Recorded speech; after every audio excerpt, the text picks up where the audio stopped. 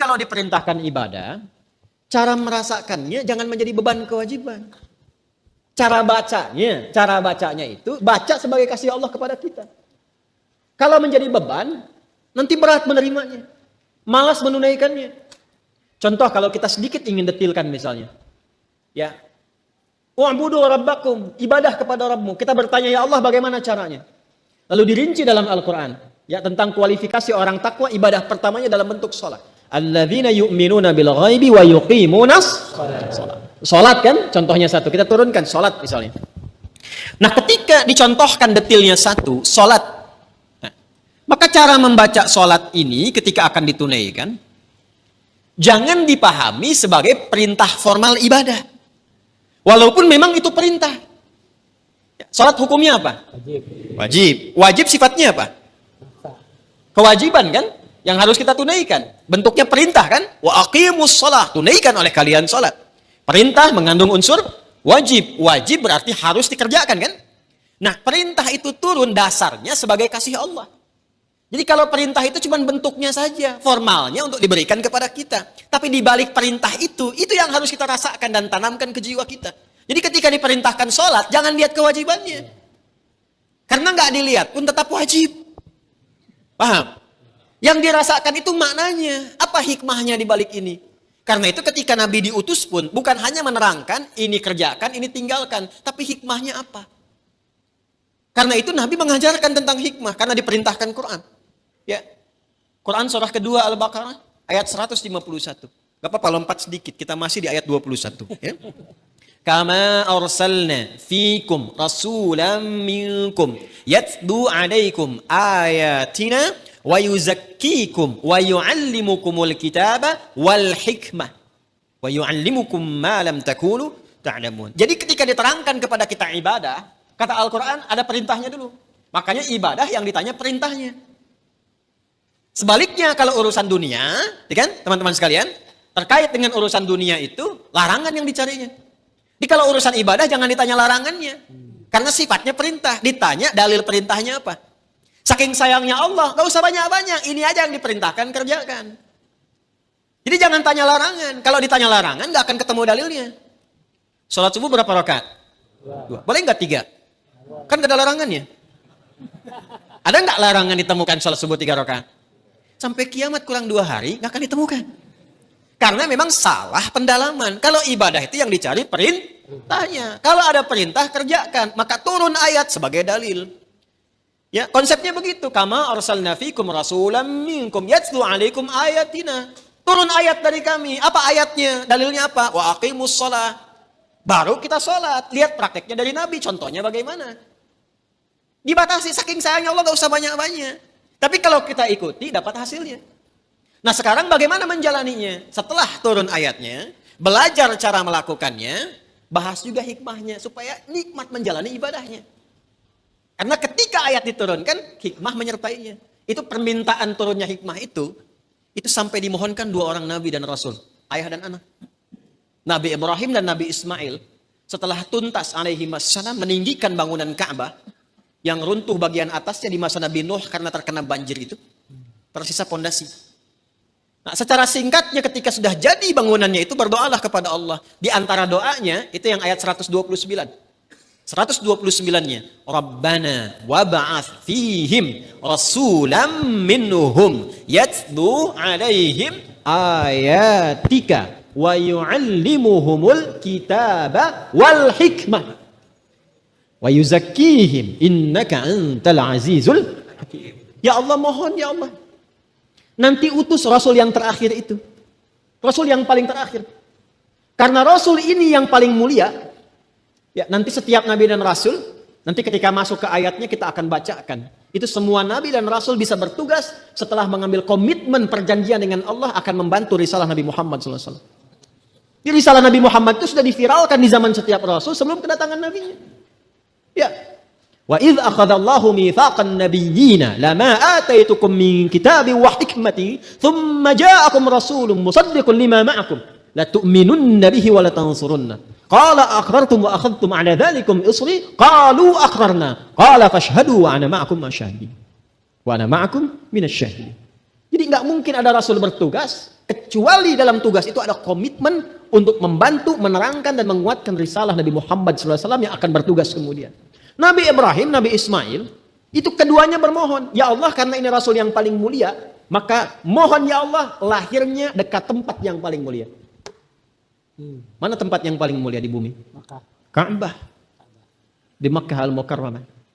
Karena itu satu-satunya Nabi yang lahir dekat Ka'bah itu cuma Nabi Muhammad SAW. Nabi Ismail dimakamkannya dekat situ, yang dekat sumur Zam-Zam itu. Ya. Tapi yang lahir di situ hanya Nabi Muhammad SAW. Yang sekarang jadi tempat maktabah qadimah itu. Ya, perpustakaan itu, ya. Cuma sengaja disamarkan supaya menunjukkan kepada masyarakat itu, ya, tentang situs-situs yang benar tapi tidak digunakan sebagai bagian dari penyembahan. Kadang nyampe sana ada yang salah kiblat. Gitu. Salatnya ngadep ke situ, makanya dituliskan di situ pakai gambar-gambar dicoret begini. Nanti yang umrah saya terangkan beberapa bagiannya di mana lokasinya. Ya, nanti ada di situ dekat rumah Abu Jahal, ada di situ. Ya, rumah Sayyidah Khadijah. Nah, di tempat Nabi lahir itu ada keterangan di tembok sama gambar. Yang sujud dicoret, kan? Yang bawa macam-macam dicoret. Itu dituliskan pakai bahasa Arab, bahasa Inggris, bahasa Urdu dan bahasa Indonesia. Artinya ada orang Indonesia yang ke situ juga salah kiblat. Dan jarak Nabi Muhammad SAW ke Nabi Ismail, Nabi Ibrahim itu bisa 29 sampai 30 generasi. Setiap generasinya bisa bertahun-tahun. Muhammad SAW bin Abdullah, bin Abdul Muttalib, bin Hashim, bin Abdul Manaf, bin Qusay, bin Murrah, bin Kilab, bin Ka'ab, bin Ghalib, bin Fihir, bin Malik, bin Nadar, bin Kinana, bin Khuzaimah, bin Mudrikah, bin Ilyas, bin Nizar, bin Mudar, bin Ma'ad, bin Adnan, bin Addi, bin Adri, bin Muqawwam, bin Nahur, bin Tarikh, bin Ya'rub, bin Yasjub, bin Nabit, bin Ismail alaihissalam, bin Ibrahim alaihissalam. 29 sampai 30 generasi. Coba ulangi. Itu sudah minta. Ya Allah, konstruksi risalah yang dibawa Nabi Muhammad itu kuatkan dengan ayat. Supaya jelas. Kita tidak bingung kalau mau ibadah. Makanya orang Islam itu ibadahnya jelas. Jadi kalau ditanya sholatnya bagaimana? Ini perintah Allahnya. Ini contoh Nabi hadisnya. Terus itu bisa ditelusuri. Kebenarannya di Quran ada, di hadis tertuang. Bisa dilacak lagi kebenarannya. Setelah itu bukan hanya cara dan ayatnya, hikmahnya pun ada. Karena itu yang pertama, membaca perintah pun pakai hikmah. Jadi ketika ada kalimat misalnya, maaf, wa aqimus shalah, tunaikan salat, lalu datang perintah itu, diisyaratkan lewat suara azan. Allahu Akbar, Allahu Akbar.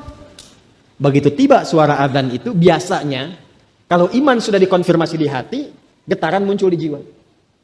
Iman itu kalau dari lisan turun ke hati, nanti kalimat azan itu dikonfirmasi oleh jiwa dengan getaran.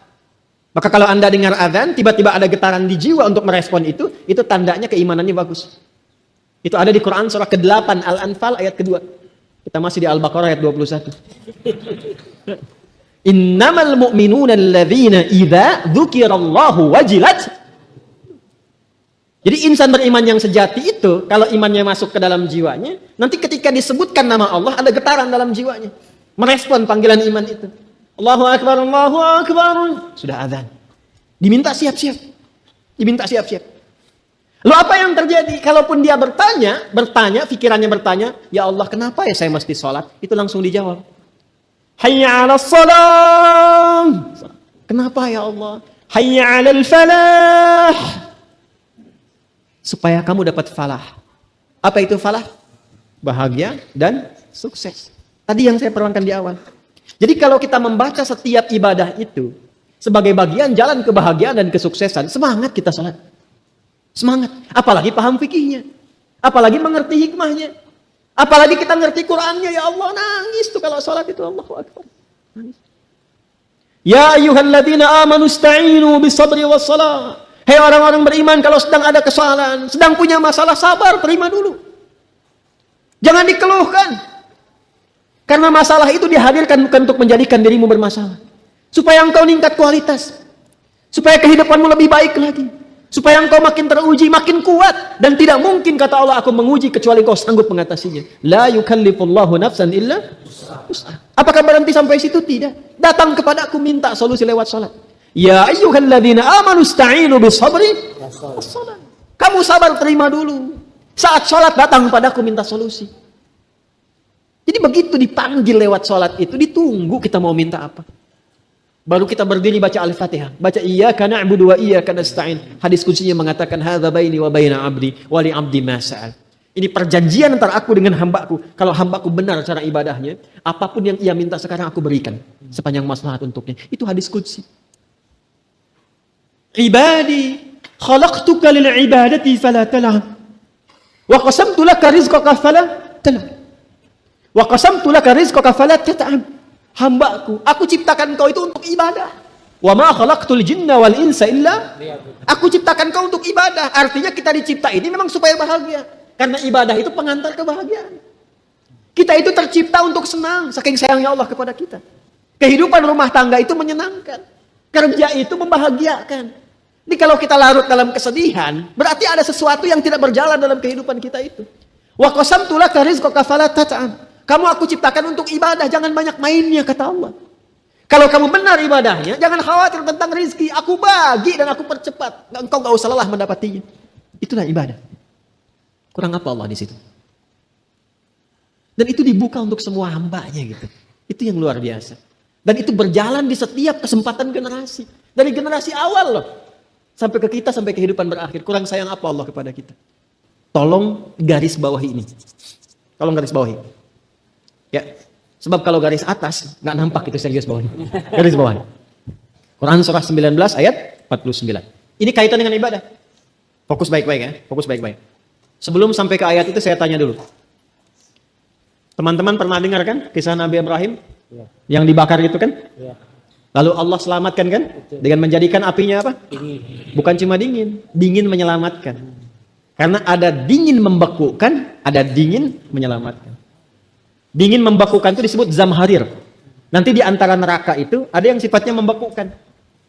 Nanti satu saat kita bisa nonton itu. Ya, bisa nonton, bisa. Karena di Quran dibalik itu.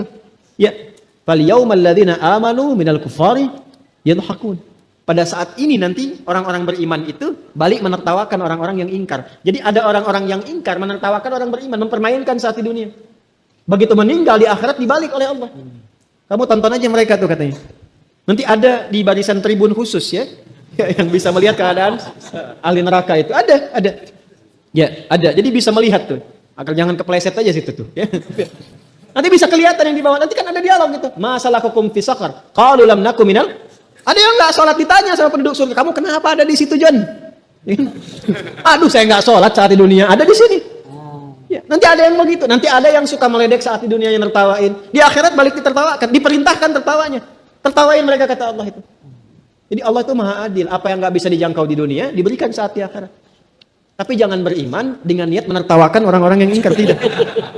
Tidak. Ya. Itu hanya kemuliaan Allah untuk memberikan rasa keadilan. Paham sampai di sini? Nah, saya ingin balikan situasinya. Diselamatkan kan oleh Allah? Iya. Ya, bardan wa salama. Kalau cuma bardan saja beku. Tapi wasalama dan memberikan keselamatan. Jadi ada dingin yang melahirkan keselamatan, kebaikan-kebaikan. Tapi setelah itu apa yang terjadi? Ketika dibakar ternyata tidak mempan, bukankah penguasanya pada saat itu membuat isu? Ya kan? Saya bicara tentang era Nabi Ibrahim ya. Ya. Maka disebarkanlah informasi pada saat itu dan diviralkan. Wah, ini kayaknya tukang sihir nih. Jinnya kuat banget. Maka dibikin hoax menyebar. Ini jinnya kuat banget katanya. Daripada jadi malapetaka di negeri ini, lebih baik kita usir saja. Maka diusirkan beliau. Ya kan? Halo? Diusir kan? Ya, diusirlah dengan istrinya Sarah. Jadi ternyata jalan ibadah itu nggak mudah. Ya, nggak mudah. Mungkin lebih sulit daripada jalan ninjamu yang kau tempuh. Ini status itu. Tapi ternyata di balik kesulitan itu selalu ada kemudahan. Ya, jangan lihat sulitnya, lihat hasilnya. Inna ma'al usri yusra. Karena memang hasilnya istimewa, dibuat berliku itu supaya kitanya itu bisa lebih kuat, bisa lebih tangguh. Jadi menghadapi ibadah yang lainnya sudah kuat perangkat tubuh kitanya. Bagaimana bisa dilatih dengan banyak sholat kalau tahajud saja kita tidak mampu? Maka tahajud itu kadang awalnya berat, tapi kalau sudah mampu melakukan kangen kita. Bangun terlambat tuh bisa menyesal, ya Allah terlambat saya. Padahal bangunnya tuh jam 4:20. Ya, masih ada 15 menit itu bisa bangun, bisa katakan terlambat tuh. Kan sekarang kurang lebih 4:37 kan? Anda bangun 4:30 itu bisa menyesal. Subuh 4.37, biasanya bangun 7.34. Ya kan? Wajib tertinggal, tapi ketika terlatih dengan ibadah yang maksimal, itu bangun 4.30 itu masih menyesal, ya Allah, kok saya terlambat, masih bilang terlambat. Padahal subuh belum tiba. Itulah indahnya ibadah itu seperti itu. Jadi jangan posisikan sesuatu yang mungkin terasa sulit di awal, itu bisa memberikan beban, tidak. Cara pandangnya akan ada kenikmatan setelah itu. Maka apa yang terjadi? Ini fitrah ibadah. Jangan dikira untuk beribadah itu begitu mudah. Ya, sama, Anda ingin sukses, jangan dikira membalikan telapak tangan langsung sukses.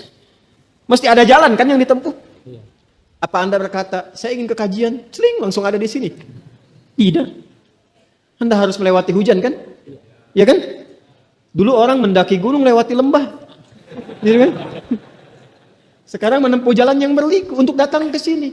Kalau Anda tidak punya harapan mendapatkan sesuatu, kenapa Anda harus menempuh jalan ke sini? Karena itu keyakinan itu penting. Maka apa yang terjadi? Ketika keyakinan itu diarahkan hanya lillah. Ini poinnya. Maka Allah berikan pendampingan kepada kita untuk memudahkan, plus janji, jawaban bagi setiap yang Anda mohonkan, bahkan yang mustahil menurut manusia. Maka turunlah Quran surah 19 Maryam ayat 49 untuk merespon itu. Falamma i'tazalahum wa ma ya'buduna min dunillahi wa habna lahu Ishaq wa Yaqub. Itu Ishaknya belum lahir. Yakubnya belum ada. Dan belum terjadi, itu kadar Allah langsung.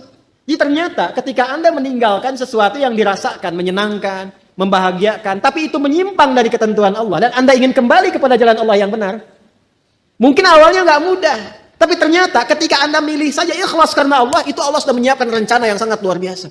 Mungkin nggak sekarang, tapi nanti. Karena kenikmatan terbesar itu, ketika kita melewati banyak rintangan, dan ketika mendapatkan hasilnya, nikmatnya berbeda dengan seketika Anda mendapatinya. Contoh gini nih, suasana begini, Anda pengen sekutang, bisa. Ini bukan kode ke panitia ya, bukan. Karena saya nggak biasa mengajar sambil minum, karena nggak mungkin. Ya, mengajar sambil minum nggak mungkin. Misal, nikmat mana? Begitu Anda pengen sekutang di luar, teng. Dengan yang kedua, Anda nyari dulu keluar. PTM nggak dapat ke Galaksi sampai ke Kemang, terus muter. Belok lagi sampai ke Pondok Gede, muter, nggak ada. Tiba-tiba nyampe sini, di pinggir situ ada, teng. Setelah itu Anda dapat sekutang gitu. Nikmat mana? Yang pertama langsung ada di depan, atau yang kedua kita berputar dulu mencari-cari? Yang kedua. Makanya nikmatnya minum itu saat haus. Nikmatnya makan saat lapar. Karena itu terkadang kita itu memohon kepada Allah, kadang-kadang nggak langsung terkabul seketika. Supaya Allah menanamkan kenikmatan besar saat mendapatkan hasil yang kita mohonkan itu. Dan itu saat sedang berikhtiar, masih ditambah pahala. Udah minta aja dulu terus, minta terus. Pahala dikasih lagi. Sehingga ketika mendapatinya, ya Allah minta keturunan. Sebulan belum dapat, 2 bulan belum dapat, 3 bulan belum dapat. Ketika 3 tahun, itu nikmatnya luar biasa. Takbirnya bisa lebih kencang daripada takbiran yang Idul Fitri itu. Allahu Akbar gitu kan.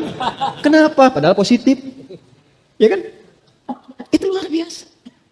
Jadi ibadah itu bukan hampa makna, tapi istimewa, penuh dengan limpahan rahmat. Jadi ketika kita memutuskan ibadah dan ikhlas, kuncinya ikhlas lillah, karena Allah, bukan karena yang lain. Itu saat kita memutuskan mendekat kepada Allah, Allah menyiapkan rahmat yang belum kita dapatkan saat ini. Kalau istiqamah, dapat, dan indah dapatnya. Jadi ketika melepaskan diri dari kaum yang sekalipun terusir, awas, ini kondisi Nabi Ibrahim ya. Jangan dikiaskan sendiri-sendiri nih. Karena ada babnya sendiri, ada detailnya. Jangan setelah ini Anda resign pekerjaan misalnya apa, lalu Anda katakan video Ustaz Adi Hidayat. Tidak. Ya, tanyakan dulu seperti apa realnya. Karena semua ada babnya. Fikih itu ada detailnya. Gak boleh sembarangan. Jelas ya? Tadi saya sebutkan misalnya tentang togut, itu ada detailnya. Jangan menyimpulkan sendiri, ini togut, itu togut. Gak boleh. Ada detailnya. Jelas ya? Kalau salah menilai itu, kembali kepada yang menilai. Ada kalimat-kalimat sensitif dalam agama yang gak boleh sembarangan diungkapkan. Ketika sembarangan diucapkan, ia mencari pemiliknya di langit dan di bumi. Tak menemukan, kembali kepada yang menuturkan. Ya. Seperti kata kafir, gak boleh sembarangan mengkafirkan orang-orang ya, yang terlihat beriman dan sebagainya misalnya. Gak boleh. Yuk kembali lagi ke awal. Maka falamma i'tazalahum min dunillahi wa habna lahu Ishaq wa Yaqub. Kami siapkan Ishaq, setelah itu Yaqub. Kapan dapat Ishaq itu? Bukan saat meninggalkan itu. Justru saat mulai bertugas, berdakwah, didampingi Sarah. Ya, yang sudah mulai juga sepuh. Ya, Sarah itu kan divonis secara medis, nggak mungkin punya keturunan. Maaf ibu, divonis monopos dan mandul. Itu setelah menempuh perjalanan tuh keluar dari tadi Mesopotamia, datang ke Mesir, kemudian dapat hadiah di situ, kemudian Hajar alaihissalam. Hajar kemudian melahirkan Ismail. Prosesnya panjang sampai kemudian Sarah alaihissalam dengan Ibrahim alaihissalam menyatu. Ya, ketika Sayyidah Hajar dengan Ismail sudah di Mekah, ini masih di Kanaan, ya, di Palestina, kemudian berdakwah di situ dan sudah ada keponakan beliau namanya Lut. Ya, cuman beda distrik. Kalau mungkin Nabi Ibrahim misal di Bekasi, Nabi Lut di Depok gitu kan. Misal saja ya, jangan dipotong videonya, awas tuh. Ini contoh. Nah, justru di era Nabi Lut itu setelah melewati berbagai masa, datanglah eksekusi berita gembira tadi. Rencana Allahnya jauh sebelumnya, eksekusinya di masa era Nabi Lut alaihissalam ketika menjadi nabi. Ketika Lut beriman, diangkat jadi nabi. Hanya umat yang dihadapi oleh Nabi Lut itu, umatnya kekeh pada maksiat, menentang Allah dan menantang azab. Menentang Allah, menantang azab. Dan saya penting ingatkan ya, mungkin nanti ada kajian khusus membahas tentang situasi akhir zaman. Ya, karena nanti di antara tanda akhir zaman itu adanya akumulasi kemaksiatan di masa-masa sebelumnya. Ada akumulasi dan tingkatnya lebih dahsyat. Di Nabi Adam ada proses pembunuhan pertama. Kakak adik kan berbunuhan kan? Sekarang ada nggak? Ada. Banyak. Di masa Nabi Musa alaihissalam, teman-teman sekalian, ada pembunuhan, bahkan ada pengguguran kandungan. Ya, bahkan ada yang lahir langsung kemudian dieksekusi. Sekarang ada? Fir'aun itu se-Fir'aun ya, masih ditunggu. Kalau lahir laki-laki, eksekusi. Lahir perempuan, dibiarkan. Al-Baqarah ayat 49. Wa idh najjaynakum min ali fir'auna yasumunakum su'al adzab yudzabbihuna abna'akum wa yastahyuna. Jadi Fir'aun itu se-Fir'aun-Fir'aunnya masih nunggu.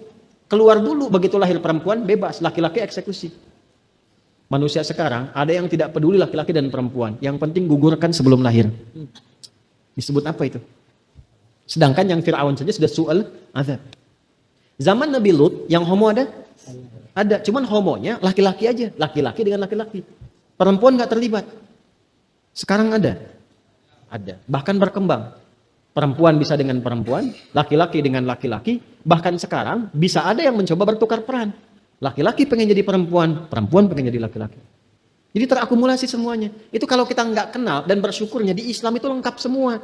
Dijelaskan tantangannya sebelum kita hadapi. Jadi ketika bertemu yang begitu nggak kaget. Saya Nia loh bang. Iya, nggak ada ayatnya tentang kamu. Iya, namanya siapa? Nia. Yang jelas Nia. Lengkapnya Kurniadi.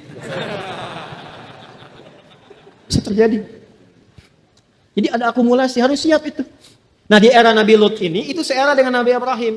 Ketika Allah mengutus malaikat untuk menyempurnakan jawaban dari permohonan umatnya Nabi Lut. Dijawab oleh Allah dengan sempurna. Minta azab, dikasih azabnya. Ya, maka diutus para malaikat itu datang ke kompleknya Nabi Lut. Cuman para malaikat itu sebelum datang ke tempat Nabi Lut, mampir dulu ke tempat Nabi Ibrahim. Tadi saya ilustrasikan kan, kalau Nabi Ibrahim di Bekasi, Nabi Lut di mana? Ya, contoh kan. Datang dulu ke tempat Nabi Ibrahim. Itu mampirnya itu kalau ibadah kita sudah tinggi, dampaknya itu sosialnya juga akan tinggi. Di pancaran spiritual itu memancarkan kemuliaan sosial. Makanya orang sholat itu kalau benar sholatnya, itu ibadah sosialnya tinggi. Karena fungsi sholat yang pertama, tanha anil fahsya wal. Nah praktek fahsya dan mungkar itu, mencegah keduanya, itu sifatnya sosial. Maka dari itu ketika Nabi Ibrahim dan istrinya Sarah alaihi wassalam tinggi ibadahnya kepada Allah, datanglah rombongan malaikat tadi menyamar dalam bentuk manusia. Itu diviralkan di Quran surah 51 Adz-Dzariyat dari ayat 24 sampai ayat 30. Hal ataka hadithu dhaifi Ibrahim al-mukramin. Indah sekali, Bu, Pak. Saya sarankan ya, mulai sekarang keluarkan kisah-kisah viral dalam Al-Quran. Nanti sebelum anak-anak tidur, bacakan ceritanya. Saya kalau anak-anak saya itu mau tidur minta cerita, biasanya saya suka ceritakan tentang kisah Nabi, Rasul dengan pendekatan kekinian. Jadi tanpa disadari mereka juga menghafal. Jadi ketika nanti menghafal surat dan ayatnya akan lebih cepat. Ya, Ahmad itu jenderal dalam tanda petik. Kemarin ngawal saya itu. Itu kalau ditanya dia jawab tuh. Nabi apa yang ditelan ikan paus? Yunus katanya. Nabi apa yang punya tongkat? Musa. Nabi apa yang menakwilkan mimpi? Yusuf. Ceritakan. Ya, daripada kisah yang aneh-aneh kan? Ya, dan seterusnya. Kita bawa ke situ. Maka Quran bertanya kepada kita, "Hei, hal ataka haditsu dhaif Ibrahim al-mukramin?" Kalau kita mengerti bahasa Arab itu ini dalam sekali itu. Kamu pernah dengar kisah Ibrahim dan tamu-tamunya enggak? Idh dakhalu alaihi faqalu salama. Ketika tamunya itu datang mampir ke tempatnya, mereka mengucapkan salam. Assalamualaikum. Qala salam. Dijawab waalaikumsalam. Jadi kalimat assalamualaikum warahmatullahi wabarakatuh kalau ingin dipersingkat tulisannya, bukan bacaannya. Kalau ingin dipersingkat boleh dituliskan salam. Singkatan itu ada di Quran. Ada di Quran, Quran surah 51 ayat 24. Idh dakhalu alaihi faqalu salama. Qala salam. Jadi kalau Anda menulis di WA misalnya kan atau kirim SMS, ingin menyingkat biar enggak kepanjangan karakter hurufnya, tulis salam. Ya, bacanya assalamualaikum kan warahmatullahi wabarakatuh. Tulisannya apa? Salam. Misalnya kan? Itu bisa disingkat. Jawabannya qalu salama. Tapi kalau Anda ingin tuliskan lengkap bagus. Assalamualaikum warahmatullahi wabarakatuh. Itu di An-Nisa ayat 86. Wa idza huyyitum bi tahiyyatin fahayyu bi ahsani minha aw rudduha. Jawab dengan yang lebih lengkap. Maka apa yang terjadi? Qaumum munkarun. Dilihat oleh beliau. Ini bukan orang kompleks sini. Orang asing. Bukan orang Bekasi nih. Depok juga bukan beginian penampakannya nih. Depok ketahuan tuh. Ya, ini bukan orang Depok nih, bukan orang sini. Karena beda, tampannya lain. Depok beda. Bekasi nggak sama. Qaumum munkarun, ini bukan orang sini. Karena tahu itu bukan orang situ, beliau berpikir, ini cara berpikirnya luar biasa nih. Karena tahu bukan penduduk lokal dan bukan tempat-tempat yang biasa beliau kenal, padahal beliau suka berpetualang, makanya disebut Ibrahim. Ibrahim itu nanti punya dua makna. Satu, ada yang mengatakan dari Abun Rahim, bapak yang sangat penyayang. Nanti saya jelaskan kemudian. Ada yang menjelaskan sebagai sang penyeberang yang suka berdakwah dengan melintasi tempat-tempat. Ya, datang ke sini dan sebagainya. Itu beliau sudah tahu, oh ini wajah-wajah Mesopotamia, ini wajah-wajah Mesir. Ini mah bukan. Tampannya luar biasa, tegaknya, bagusnya dan sebagainya. Ya, kau memungkinkan karena tahu ini bukan orang lokal, orang asing, maka nggak banyak ditanya. Beliau berpikir mungkin lelah di perjalanan, nggak banyak diinterogasi, langsung disuruh masuk duduk. Apa yang terjadi? Faragha ila ahlihi faja'a bi'ijlin samin. Maka bertanya kepada istrinya, "Ma, kita punya menu terbaik apa untuk menjamu tamu kita di malam ini?" Sempat-sempatnya malam-malam bikin gulai sapi. Malam-malam untuk menjamu tamu itu. Cuman persoalan mulai muncul. Faqarrabahu ilaihim qala ala ta'kulun. Tuh tamu setelah dihidangkan, udah gulai, udah ada semuanya. Itu cuman dilihat begini. Nggak dimakan. Tangannya nggak bisa gerak ke situ. Dari atas lihat ke bawah, kakinya nggak napak.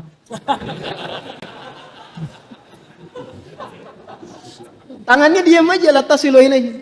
Tangannya tuh nggak gerak, diem aja begini. Ginilah. Ini nggak usah sampai masuk nih ya. Di luar aja, ibu nih bu, malam ini malam Jumat bu. Jumat nih, jam 2 malam-malam. Assalamualaikum, kan? Dijawab nggak? Jawab dulu, namanya salam kan? Salam jawab dulu, minimal jawab salam. Urusan buka tidak, itu urusan belakangan. Jam 2 nih, assalamualaikum, jawab nggak? Waalaikumsalam. Waalaikumsalam warahmatullahi wabarakatuh. Diintip di jendela, begitu dibuka, baju putih, rambut panjang, kan? Pakai jubah, terus sininya pakai sorban. Assalamualaikum, assalamualaikum. Tengok di jendela baju putih, rambut panjang, pakai sorban. Dibuka nggak? Jam 2 malam Jumat. Assalamualaikum, waalaikumsalam, waalaikumsalam. Buka dong, tidak. Tuh kan? Jadi tidak setiap orang bisa melakukan itu kan? Saya ulangi, tidak setiap orang bisa melakukan itu kan? Bahkan ketika masuk pun, mungkin kan ditanya dulu, Bapak siapa? Nggak penting tanya sama saya, sate 10 tusuk. Ya, ditanya dulu kan, dari mana, mau kemana, Bapak siapa dan sebagainya. Ibrahim tidak alaihissalam. Ini orang jauh, mungkin capek, dihidangkan. Ketika mampu menampilkan ibadah yang tidak biasa, maka Allah pun akan menjawab dan memberikan kepada kita anugerah yang tidak biasa. Ini teori fikih. Jadi kalau Anda sedang punya permintaan yang istimewa, maka tunggangi ibadah yang istimewa yang nggak semua orang bisa mengerjakan itu. Makanya kenapa tahajud itu pahalanya banyak dan bisa mengabulkan permintaan tertentu? Karena nggak semua orang bisa mengerjakan itu. Makanya kalau ada permintaan yang besar, hajat yang khusus, ya Anda harus mencari cara yang istimewa yang nggak semua orang bisa mengerjakan itu. Dan tumpuannya keikhlasan, bukan ingin mendapatkan jawaban dari permohonan. Karena Nabi Ibrahim pun menyuguhkan makanan itu bukan karena istrinya ingin mengandung. Karena melihat tamunya butuh itu. Maka apa yang terjadi? Qalu la takhaf wa basyaruhu bighulamin alim. Ini syahidnya. Maka malaikat itu langsung menjawab, la takhaf, kamu jangan khawatir. Gak usah takut. Kami datang ke sini malaikat yang ditugaskan oleh Allah sekarang sedang menyamar. Sebetulnya tujuan kami itu ke tempatnya Lut. Kesini cuma mampir aja. Bayangkan orang mampir pun dijamu begitu rupa. Akhirnya turun perintah Allah, eksekusi janji Allah yang telah disiapkan di masa lalu itu pada saat itu. Dan ketika disampaikan itu, Sayyidah Sarah itu sudah semakin menua. Makanya apa yang terjadi? Fasakkat wajhaha wa qalat ajuzun aqim. Beliau kaget menepuk-nepuk pipinya begini. Apa yang seperti ini masih bisa mengandung? Ya. Maka apa jawabnya? Qalu kadzalikillahu baik. Maka demikian kalau Allah sudah menetapkan. Maka pertama qalu la takhaf basyaruhu bighulamin alim. Mereka kabarkan tentang akan lahirnya anak yang cerdas. Jadi Ishak itu disebut oleh Quran dengan anak yang cerdas. Kalau Ismail cerdas dan perasa, gulamun halim. Jadi ada gulamun alim, ada gulamun halim. Ya, fa aqbalat imra'atuhu fi sarratin fasakkat wajhaha wa qalat ajuzun aqim. Qalu kadzalika qala rabbuki qala innahu huwal hakimul alim. Demikianlah Allah kalau sudah menetapkan bijak kapan dikabulkan, kapan dieksekusi. Dan Maha tahu kondisi keadaan hati kita itu. Karena itu ketika masih bisa mengandung dan melahirkan kemudian Ishak pada masa itu kegembiraannya bertambah. Karena sesuatu yang merasakan tertunda sekian lama, kebahagiaan semakin memuncak pada masa itu. Dan limpahan pahalanya semakin banyak.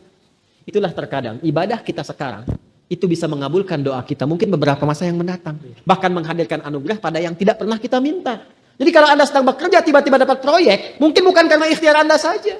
Itu karena amalan Anda yang bulan lalu yang belum mungkin terjawab pada saat itu. Atau yang belum pernah Anda minta dikabulkan di pekan berikutnya. Jadi ibadah itu nggak ada yang sia-sia. Sekalipun itu sunnah. Ibadah tidak ada yang sia-sia sekalipun sunnah. Itu kalau kita paham fikihnya.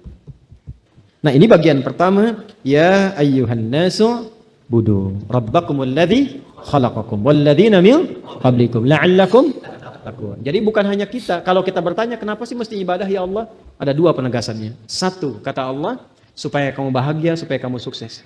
Yang kedua Allah tegaskan, karena saya ini penciptamu. Kamu itu hamba. Dan kamu saya ciptakan memang tujuannya untuk ibadah. Wa ma khalaqtul jinna wal insa illa liya'budun. Maka dari itu kemudian ditegaskan teman-teman sekalian, wassababu anna hadha rabbal azim yastahiqu ifraduhu bil ibadati li'annahu khaliqul ibadi jami'ihim. Dan kenapa kita mesti menyembah beribadah kepada Allah? Karena memang Allah ini, sebab yang demikian, karena memang Allah ini satu-satunya Tuhan yang agung, yang memang berhak untuk disembah karena mencipta kita. Kalau menciptakan terserah yang menciptakannya. Mau menjadikan ciptaannya apa? Halo? Anda bikin handphone, terserah Anda kan handphonenya mau diapakan? Mau diutak-atik? Utak-atik ketok jadi TikTok, bisa. Mau bikin Anda aplikasi apa saja silakan. Ya Anda yang bikin, terserah Anda kan. Ya, kalau buatan Anda disoal kan Anda bilangnya apa? Terserah saya yang bikin. Gitu kan?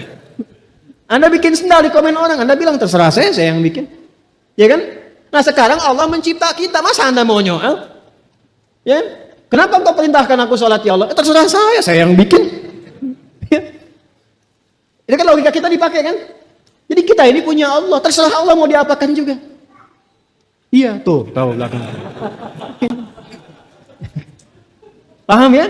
Jadi kalau kita masih ngeyel, dikasih alasan yang menyenangkan, tetap nggak dipahami. Supaya kamu bahagia, terus apa lagi? Supaya kamu senang, apa lagi? Supaya kamu sukses, apa lagi? Saya yang bikin kamu, terserah saya. Ya, saya yang menciptakan engkau. Bahkan orang-orang sebelum engkau. Bahasa dalamnya tuh begini, orang dulu aja yang saya cipta nyembah saya. Masa kamu umat belakangan yang nyembah saya? Orang dulu lebih kuat. Hasilnya bisa abadi sampai sekarang. Firaun itu, Firaunnya, hasil piramidanya sampai sekarang masih ada. Namrud bangunan-bangunan itu masih ada. Ya, Lab Ismarna di Libya itu masih ada. Di Jordan itu juga masih ada. Ya, bangunan-bangunan indah dan sebagainya. Kaum Ad, Tsamud itu masih ada sampai sekarang. Dan mereka dibinasakan karena tidak ibadah.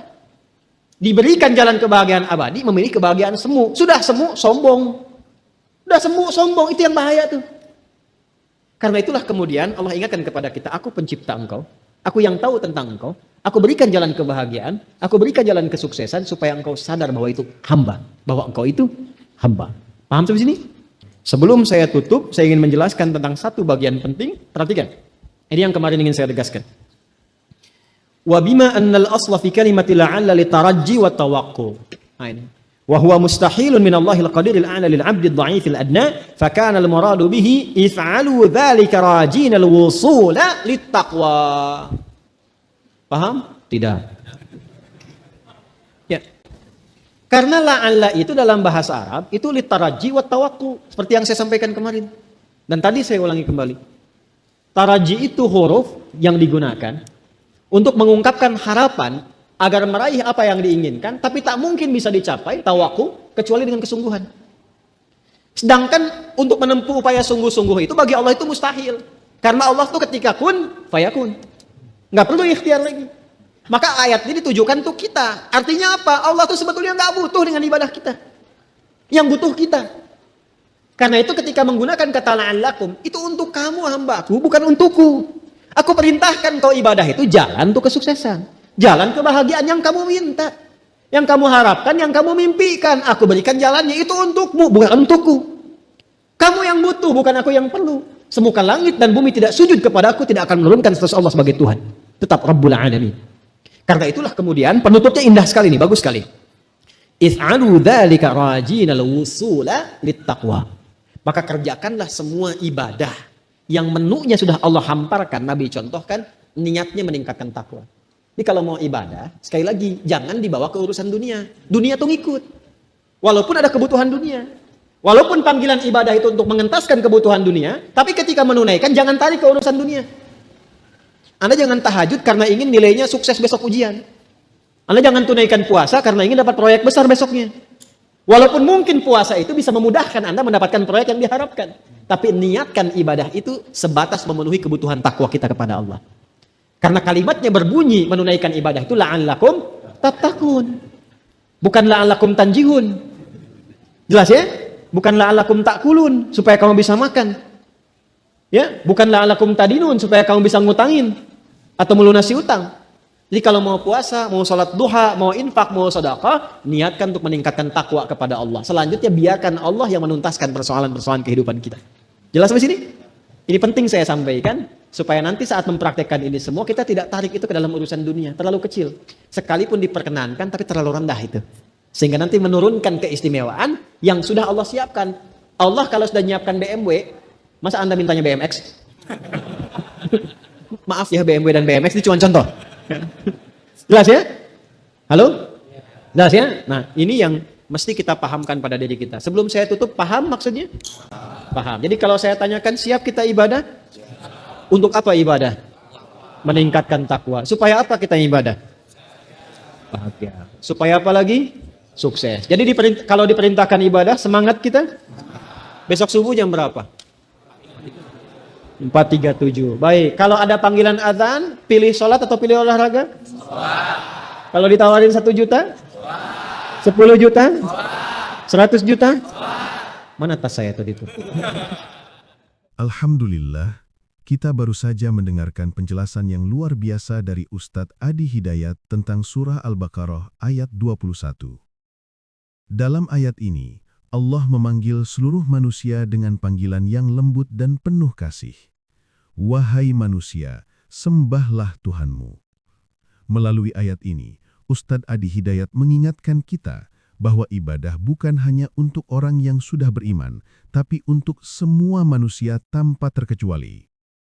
Ini bukti bahwa Allah tidak membeda-bedakan siapapun. Bahkan bagi mereka yang pernah jauh, pernah lalai, atau pernah berbuat salah, Allah tetap membuka pintunya dan memanggil dengan penuh kasih sayang.